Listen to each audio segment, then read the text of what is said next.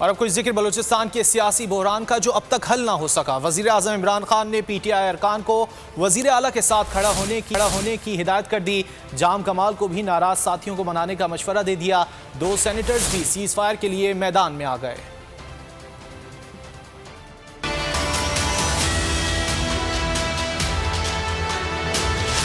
कमाल की कुर्सी बचाने का मिशन, वजीर आजम इमरान खान इन एक्शन।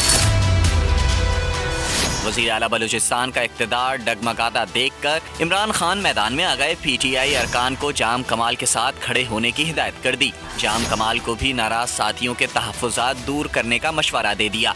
ज़राए के मुताबिक वजीर आला बलूचिस्तान को बचाने के लिए सेनेटर्स भी सरगर्म हो गए। सेनेटर दनेश कुमार और अनवारुल हक काकड़ ने राब्ते तेज कर दिए। जाम कमाल के हामी सेनेटर्स मामले पर आखिरी हद तक जाने को तैयार हैं। वजीर आला की किस्मत का फैसला 20 अक्टूबर को होगा। तहरीक अदम एतमाद में अपोजिशन के 23 वोट फैसला कुन किरदार अदा करेंगे।